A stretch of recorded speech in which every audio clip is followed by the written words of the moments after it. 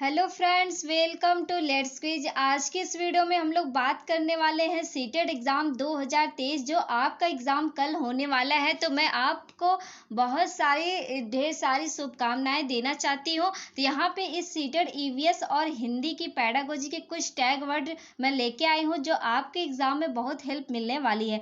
इसलिए अगर आप किसी क्वेश्चन में फंस रहे हैं, आपको दो आंसर समझ में आ रहा है और दो आंसर नहीं समझ में आ रहा है, पॉजिटिव और निगेटिव कुछ टैग वर्ड है जो आपके एग्जाम में बहुत ही हेल्प मिल जाएगी। आपको पता चल जाएगा इसका आंसर क्या है। तो यहाँ पे मैंने कुछ पैडागोजी के टैग वर्ड लेके आए हैं, तो आप इसे देख लीजिए, ठीक है। क्योंकि मेरा खुद का एक्सपीरियंस है, मैंने इसे खुद ट्राई किया और मेरा 100% मेरा सही गया है। तो इसलिए मैं आपको वहाँ पे बता रही हूँ, आप भी इसे देख लीजिए। वीडियो को बिना स्किप के सारे अच्छे से कुछ जो टैग वर्ड मैं यहाँ पे दी हूँ इसे आप अच्छे से देख लीजिए, ठीक है।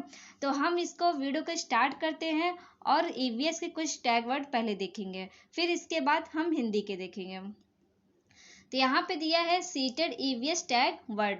यहाँ पे positive tag word. Positive tag word का मतलब ये है कि अगर आपके पेपर में अगर पॉजिटिविटी मतलब है, वहाँ पे निगेटिव की बात नहीं हो रही है, मतलब वहाँ पे निगेटिव की बात नहीं हो रही है, सिर्फ पॉजिटिव की बात हो रही है, तो हम ऑप्शन में क्या पॉजिटिविटी ढूंढेंगे। तो यहाँ पे देखिए दिया है व्यापकता, व्यापकता, प्रोत्साहनों, विस्तार, अवलोकन, प्रश्न करना, अन्वेषण, पर्यावरण की सुरक्षा का भाव, वास्तविक अनुभव, एकीकृत।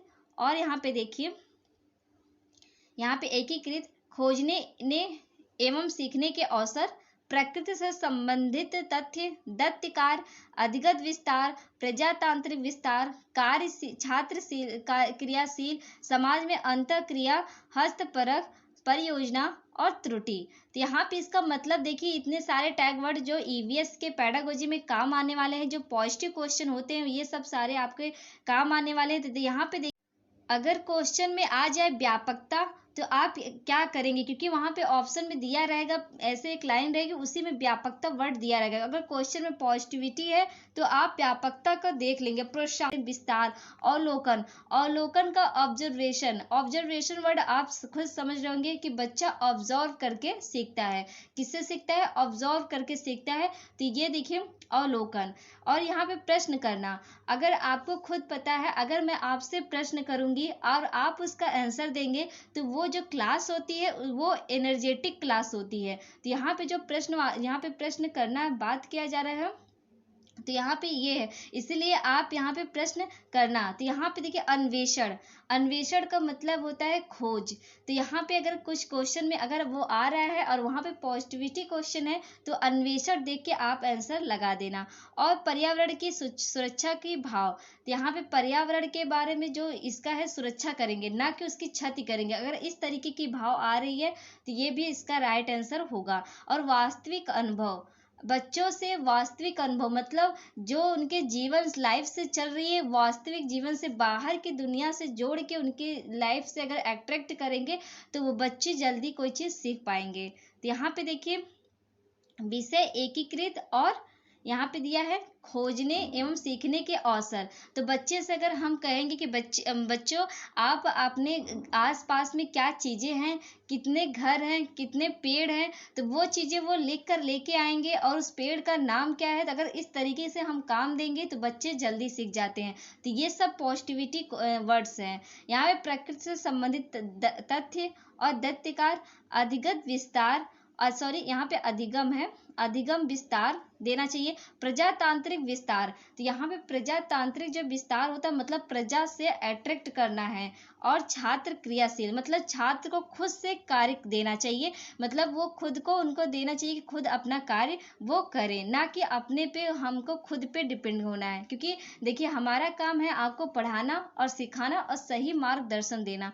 तो आप सिर्फ यहाँ पे ये मैं बताऊंगी, लेकिन चलना खुद आपको है। तो यहाँ पे छात्र क्रियाशील, समाज में अंतः क्रिया, क्योंकि समाज में अगर हम समाज से अगर बाहर सिर्फ किताबी दुनिया से अगर बात करेंगे, बच्चों से सिर्फ किताबी दुनिया को बताएंगे, तो बच्चा समाज के साथ वो अंतः क्रिया नहीं कर पाएगा। तो ये समाज में अंतः क्रिया अगर वर्ड आ रहा है तो वहाँ पे ये भी पॉजिटिव है। हस्तपरक अनुभव, परियोजना और त्रुटि, अगर देखिए परियोजना, अगर हम कोई चीज ग्रुप में काम कर रहे हैं तो वो ज़्यादा अच्छी एनर्जेटिक होती है। तो यहाँ पे परियोजना, त्रुटि, ये सब पॉजिटिव वर्ड है, किसके, ईवीएस के पॉजिटिव वर्ड है, तो आप इसे जरूर देख लीजिएगा।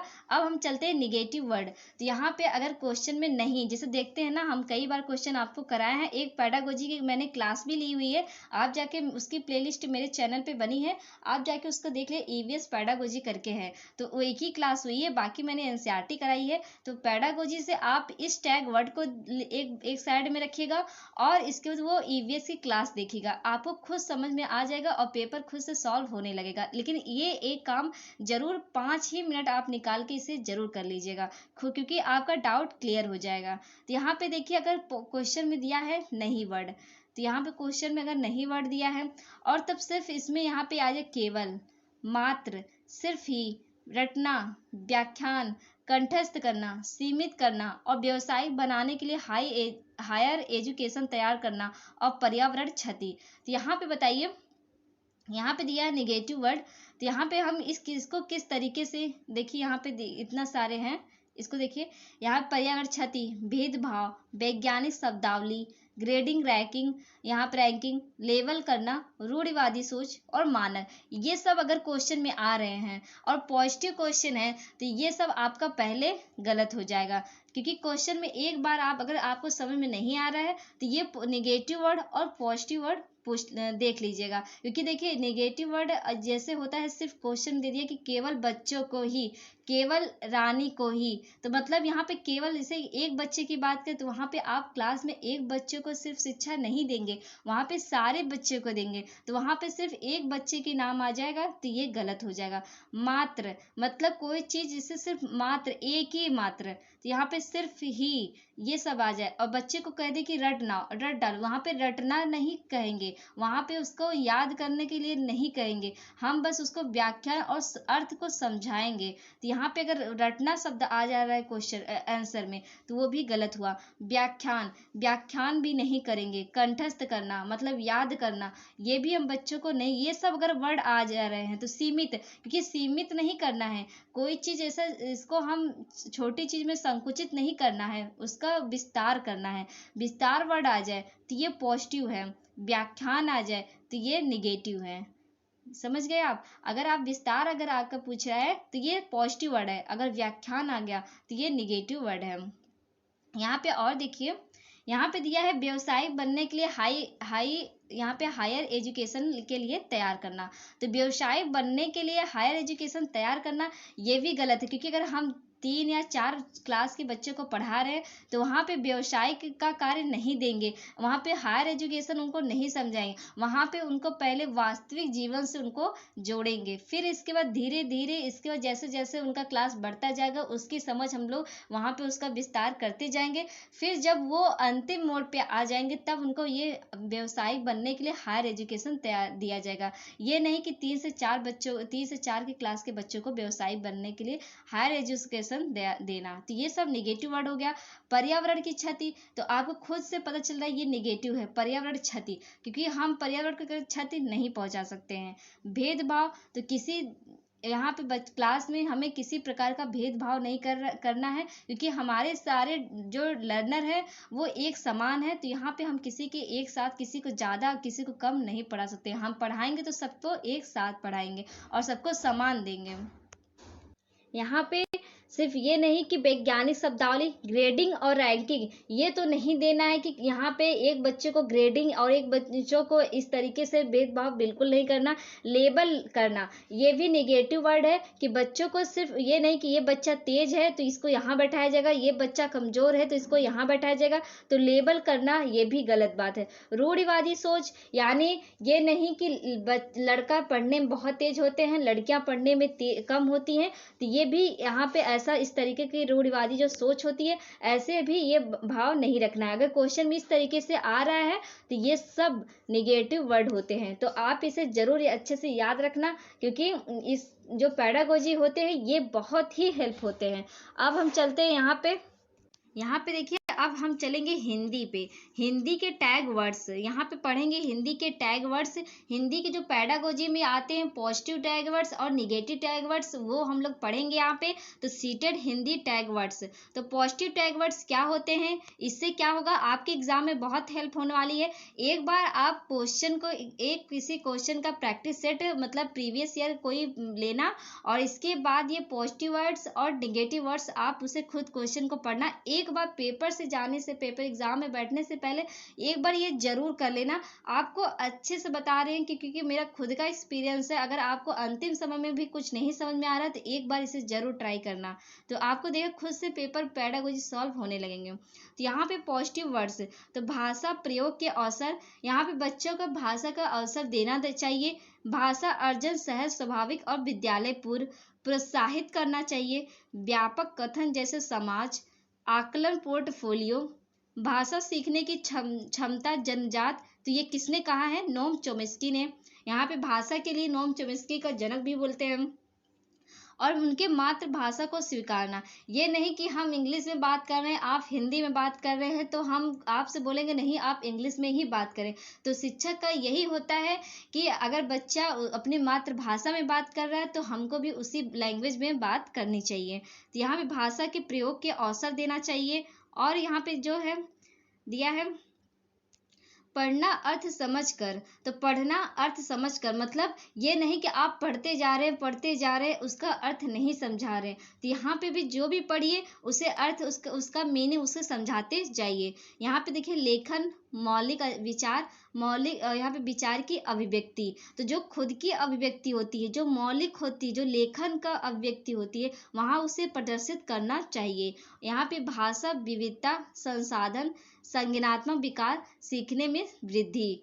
और यहाँ पे दिया है भाषा अधिगम प्रयासपूर्ण विद्यालय जाने के बाद, मतलब जो भाषा अधिगम जो होता है वो विद्यालय के पूर्व भी हो जाता है और विद्यालय के जाने के बाद भी होता है। तो यहाँ पे देखिए बाल साहित्य अवसर प्रिंट समृद्ध माहौल और विभिन्नता, तो यहाँ पे देखिए अवसर, बच्चों को उनके लैंग्वेज में उनकी मातृभाषा में उनको आपको अवसर देना चाहिए। उनका जो बाल साहित्य होता है वो भी यहाँ पे उसका एक्सप्लेन करना चाहिए बच्चों के सामने। अब विभिन्नता कई भिन्न भिन्न प्रकार की चीज़ों को यहाँ पे वास्तविक जीवन से जोड़कर उनके सामने प्रदर्शित करना चाहिए, जिससे बच्चा क्या होता है बहुत जल्दी से अच्छे से वो सीख पाता है।